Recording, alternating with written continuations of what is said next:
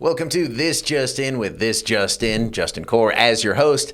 This is a show where we take a deeper dive into the stories most important to you with the people who bring you those stories and the person bringing you those stories. On the show today, a first-time correspondent, a first-time guest, reporter and producer, Gabrielle Salgado. Gabrielle, thank you for being here. Yeah, of course. Thank you for inviting me. Of course. Okay, so we're going to talk about the high amount of Gabbys in the newsroom coming up later in the show. We're also going to talk about the quagga saga. But first, let's talk about you.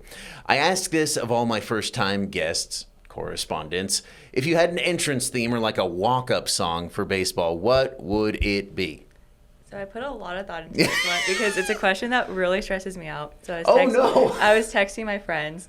I came to the conclusion, congratulations by Post Malone, because the first line is, I called your mom called me, seen you on TV or something like that.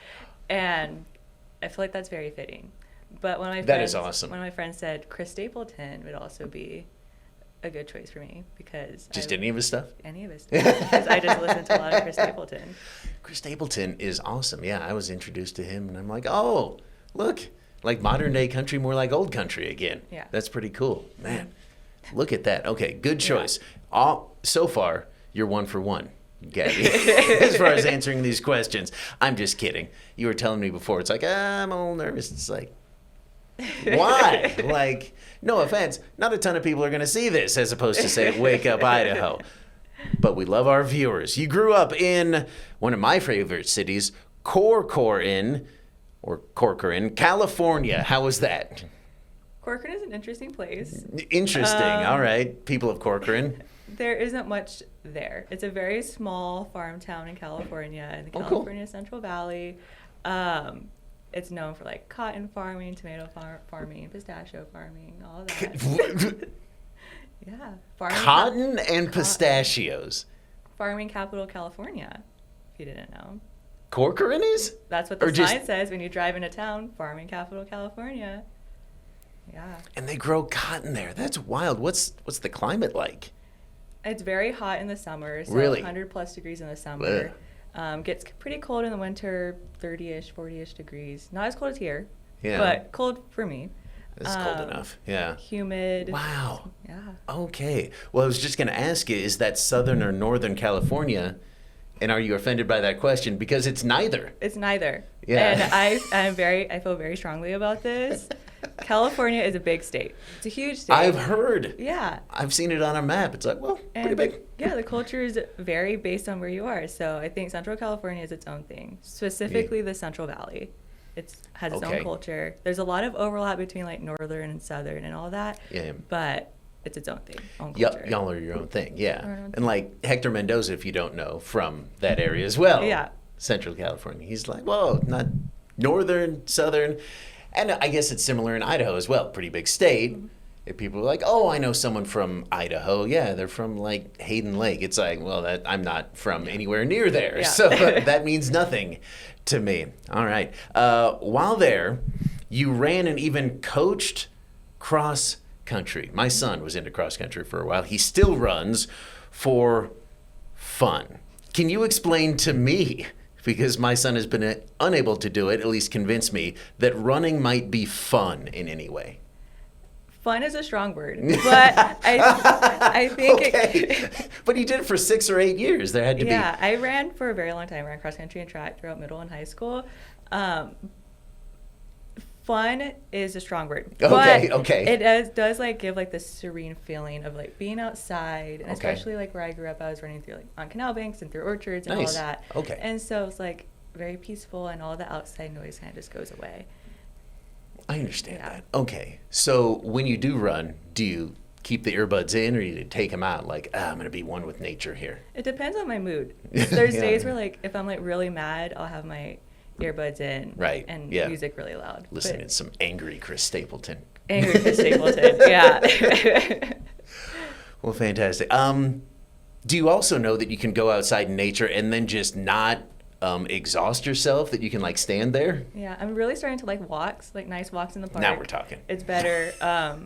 All those years of running have kind of messed up my knees, so It kind of hurts to run now because I quit for a little bit, and then whenever I try to get back into it, I'm like, my your knees are like, no. girl, nah. Yeah. I did track and field. I did the field side of track and field where I just threw heavy things, not very well, but good enough.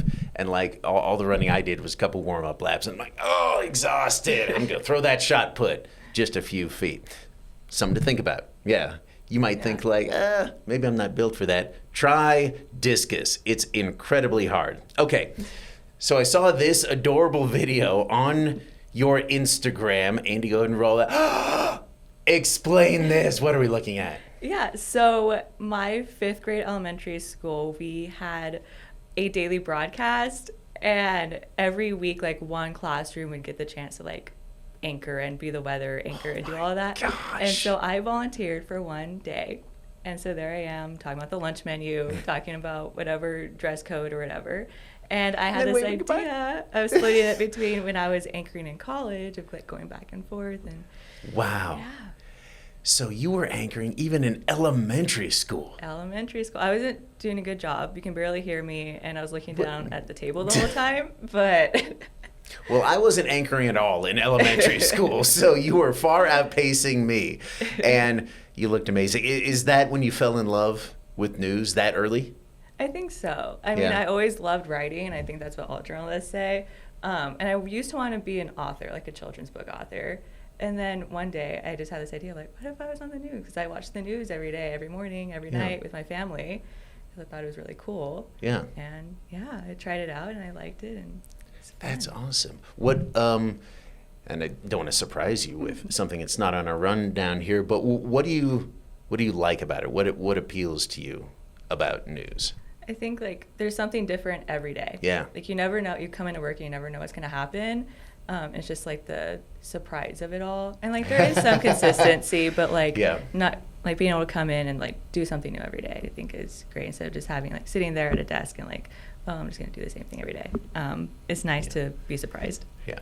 And I mean, you're still a professional writer. You're still a paid author. You're just authoring stories in the rundown.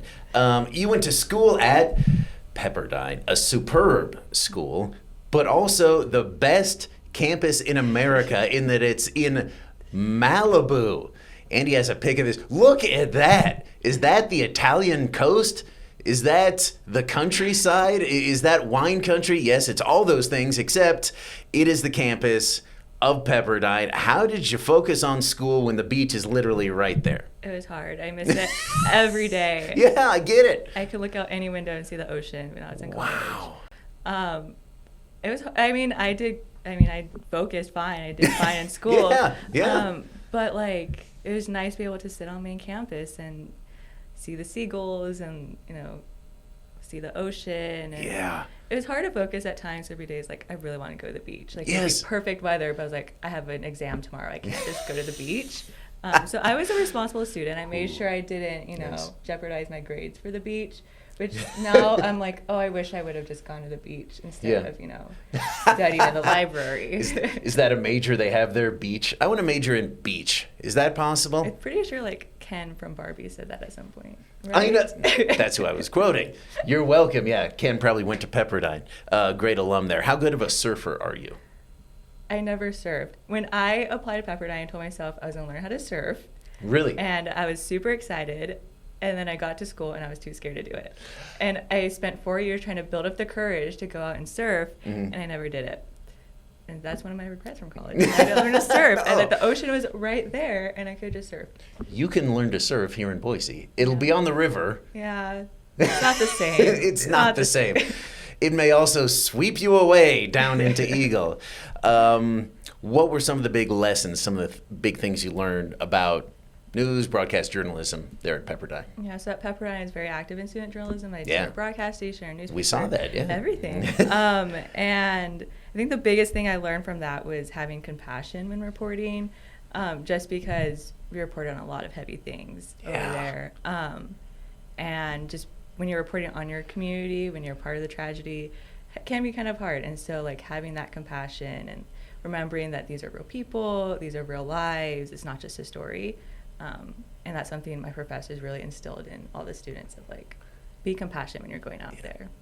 That is a great lesson, and one of the things I see every day, like in Maggie O'Mara with her Seven's Heroes stories, those are so heavy, but she never forgets that this is about people, and she has so much compassion, so much empathy. So that's awesome to hear. You were at Pepperdine the same time as our new weekend anchor, Abby Wilt. Talk to me about mentoring Abby, bringing her along, and making her into the journalist she is. I would say Abby mentored me. Weird. Interesting. Not what she said. No, I'm just kidding. Yeah. So Abby and I were super close in college. We did nice. pretty much all the same things. And we worked together a lot. So we would go out on shoots together. She would be my photographer. I'd be her photographer. Oh, cool. I didn't know y'all were that close. That is awesome. We did everything together. It was so fun. And so kind of like we learned from each other. We would bounce off of each other. And even now, like, we'll be working on something and I'll go to her desk. I'm like, Abby, what do you think about this? Or she'll come to my desk and be like, how can I phrase this better? And so just like that college relationship that we build, and then now we're here. Now it continues here. That's really cool. She says while she was at Pepperdine that she met a prince while surfing. I forget which one, Harry, maybe. Did you meet any royalty on the beach? I didn't meet royalty, but I did run into the mom from Wizards of Waverly Place. It's like this Disney show. I know the Disney show. Channel. I can't place the mom, but that's kind of cool. Yeah, so she has, like, I believe a daughter at Pepperdine. And so she was at Parents Weekend one year, and we have like this big carnival like in the parking lot for Parents Weekend. And I was running around and I saw her. I'm like, oh my gosh, I recognize her. And I was freaking out. And then I remembered, oh my gosh, that's the mom from Wizards of Waverly Place. So did you go up and talk to her? No. No. If you haven't figured out yet, I'm a scaredy cat.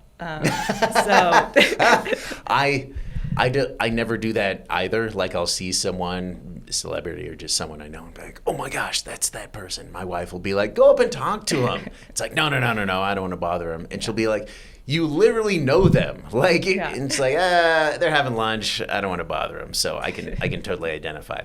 You graduated, I assume, and then wound up here. How did that happen? Yeah. So I was in my last semester of college. I was trying to figure out where I wanted to be, what I wanted to do. And Abby Wilt is here.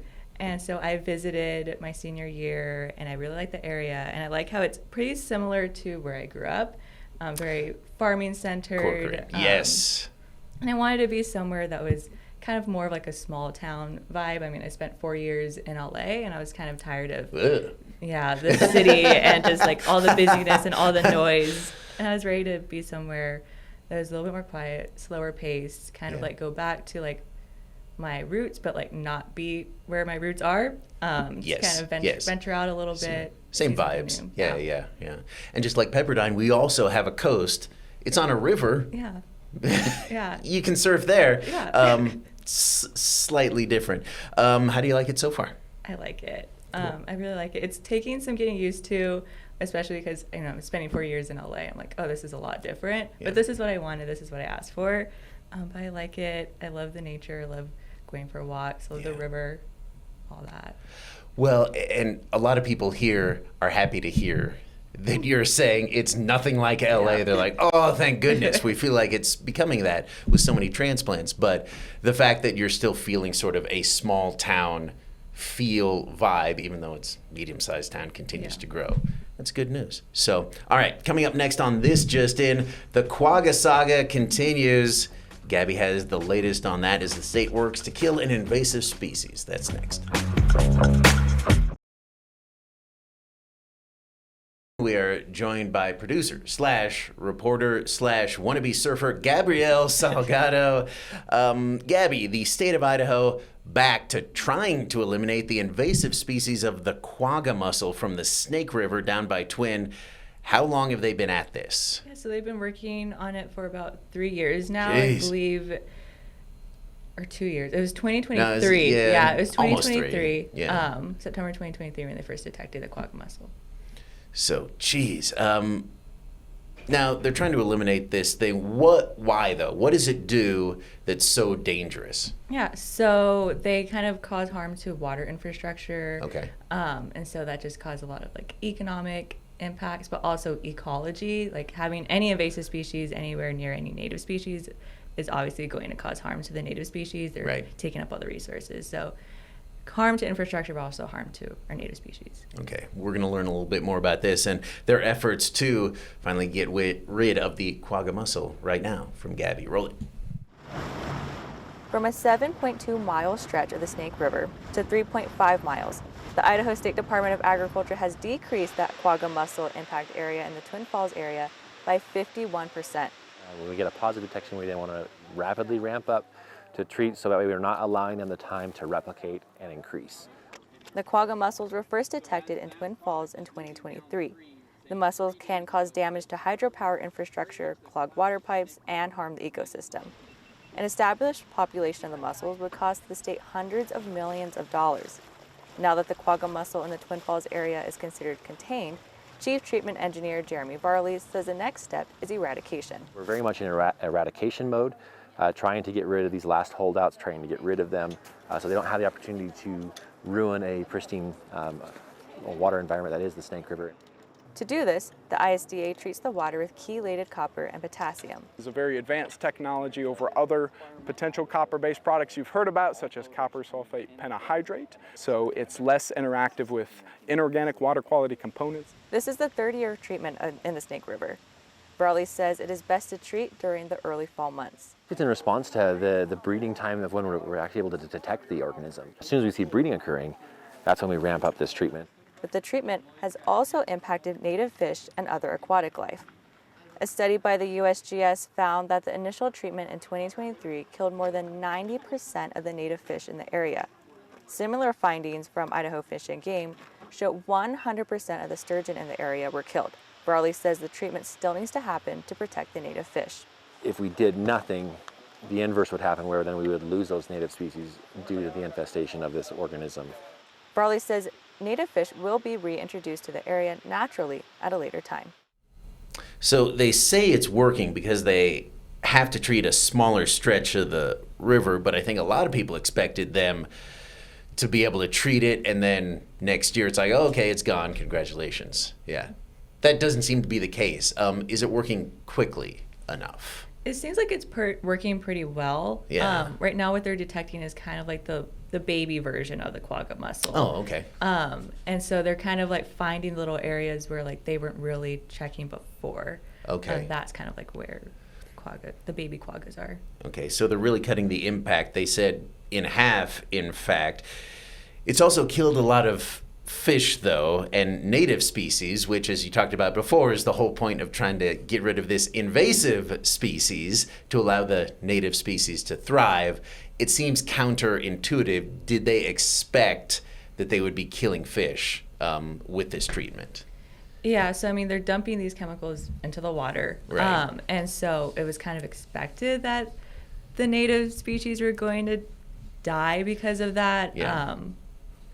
But when I was like really troubled by this too. Like it's literally like this trolley problem, but they're saying like it's these native animals will be reintroduced into the water naturally at some point. So it's kind of like the give and take of like, if we leave the quagga there, it's going to cause more harm and it's going to spread throughout the river. But if we focus on this one section, get rid of the quagga, and then the fish can come back at some point. Gotcha. We're not eradicating the native species and they're going to be able to thrive and come back, but this invasive species we absolutely have to get out of, and that's what they're saying. They have to eradicate this. But some invasive species in this area have never been eradicated, like various noxious weeds and also some bunnies in Boise. You see them around the Costco by the theater. They're an invasive species. Apparently doves as well, if you hear them. So can they eradicate this?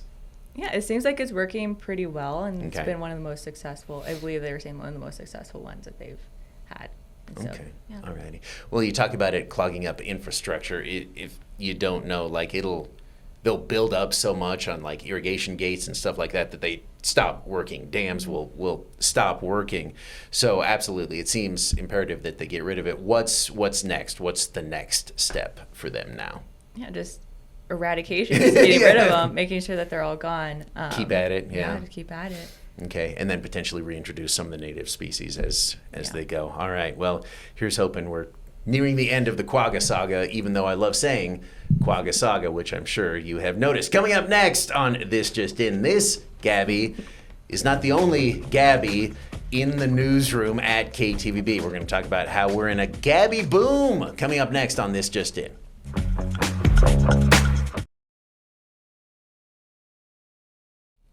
Welcome back to This Just In with KTVB producer / reporter Gabrielle Salgado. Now, I often shorten your name to Gabby. I've done it a bunch during this episode, but that's a problem in the newsroom. It was a problem yesterday. I was like, Gabby, and then someone else was like, yes. I'm like, not you, this Gabby. Gabrielle, because there are actually three, count them, three Gabbys in the newsroom now. Take a look. This is you. There you are. We can confirm that's you, producer reporter Gabrielle Salgado. But we have another producer reporter, Gabriela Lopez Cipriano. She's actually on the show next week. We'll talk to her then. And our final Gabby, morning editor Gabriela Gomez. So you have a wonderful name.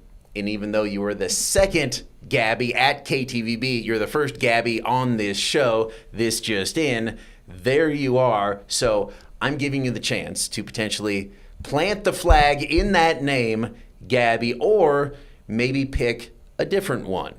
What would you like to be called? You got first choice. This feels like a game show.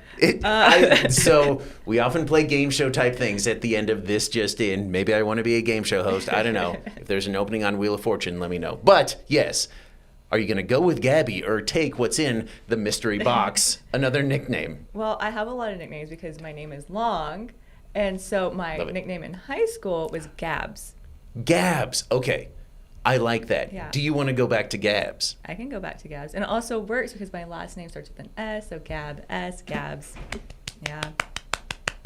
Well done. Yeah. Alrighty. And, I mean, you gab sometimes. Not a bunch, but it's also your job to, Yeah. You are paid to talk on TV. What were some of your other nicknames? Are you okay sharing those? Yeah. So my childhood nickname, what my parents call me, Gab. Just Gab. Just Gab. Okay. Yeah. Nice. And then Gabby, of course. Gabby, of course. Yeah. Can't use that anymore. My dad, when I was a kid, he would call me Gabzilla. Yeah. I maybe like that most. No. Just shaking the head. Nope. I trusted you, Yeah. Justin. All right. I won't call you that. So. Yeah. So not Gabzilla, but Gabs. I'll shorten it to Gabs. Yeah. With a Z. It'll sound like an S, Yeah. but it'll be a Z. I had a lot of nicknames growing up as well. Joe, for some reason. Casey, and this is way too old of a reference for you, but some of my friends in high school or middle school thought that I sounded like Casey Kasem. And you're like, who is that? Yeah. Doesn't matter. Yeah, but apparently I do. Casey Kasem. Next on the Top 20 Countdown, the finish to this show. If you have a comment or a question for us here on This Just In or This Casey In, text it to 208-321-5614. Use the hashtag JustIN. Gabbs Salgado, thank you for joining us so much. We'll see you on the air for Exploring Idaho and whatever else is going on. We'll see you next time on This Just In, This Joe In, This Casey In, here on KTVB+.